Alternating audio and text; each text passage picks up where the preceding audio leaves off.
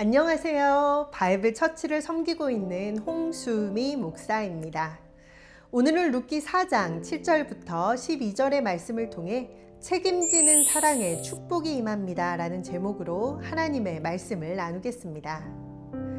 요즘 우리는 사랑이라는 말을 참 많이 사용하죠. 사랑합니다, 좋아합니다, 함께하고 싶습니다. 이런 말은 누구나 쉽게 할 수 있습니다. 그런데 진짜 사랑은 말에서 끝나지 않습니다. 진짜 사랑은 책임으로 증명됩니다. 누군가를 사랑한다고 하면서 아무 책임도 지지 않으려 한다면 그것은 성경이 말하는 언약적 사랑과는 거리가 있습니다. 결혼도 마찬가지죠. 성경적 결혼은 단순한 감정의 결합이 아닙니다. 하나님 앞에서 서로를 책임지겠다고 하는 서약하는 언약입니다. 기쁠 때만 함께하는 것이 아니라 연약할 때도 함께하고 유익할 때만 붙드는 것이 아니라 손해가 있어도 책임지는 것이 언약적 사랑인 것입니다. 오늘 본문에서 보아스는 바로 이 책임지는 멋진 사랑의 모습을 보여줍니다. 그는 룻을 향한 마음을 단순한 호감이나 감정으로 처리하지 않았습니다. 성문에서 장로들과 백성 앞에 공적으로 서고 율법적 절차를 따라 기업 물을 자의 책임을 감당합니다.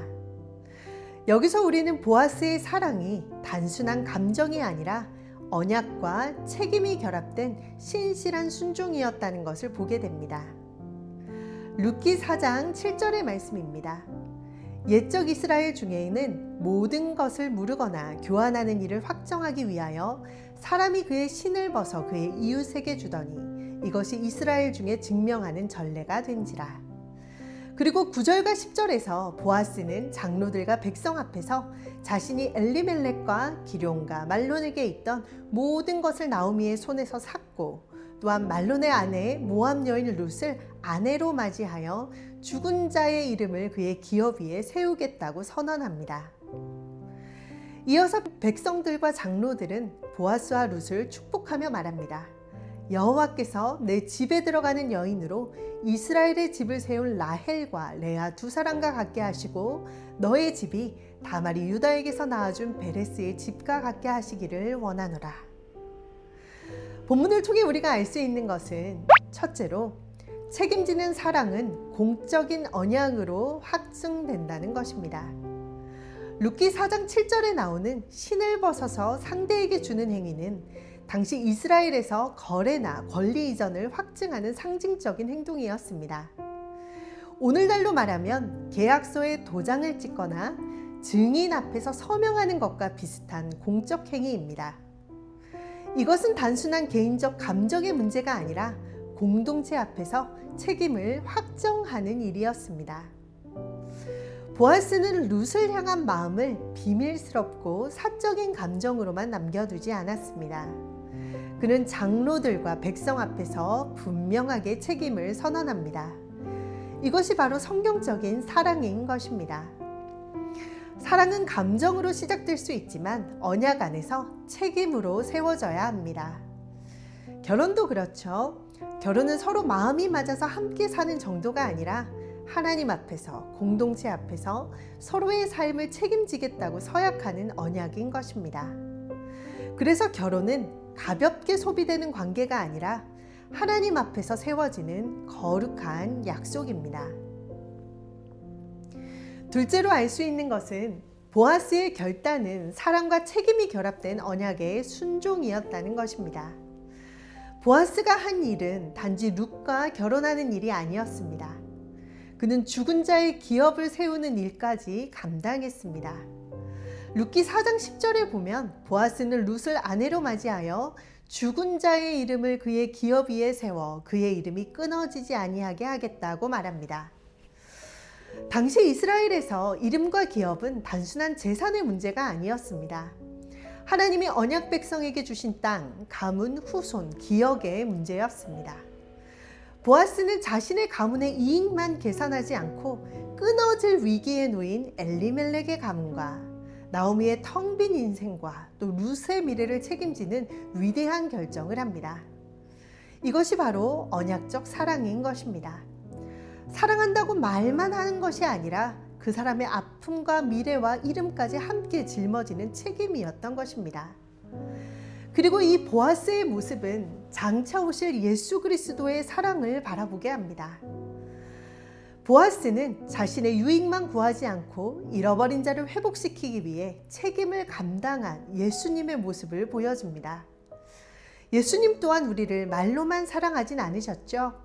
우리의 죄와 수치와 죽음을 대신 짊어지시고 책임지셔서 십자가에서 자신을 내어주셨던 것입니다. 이처럼 참된 사랑은 책임을 피하지 않습니다.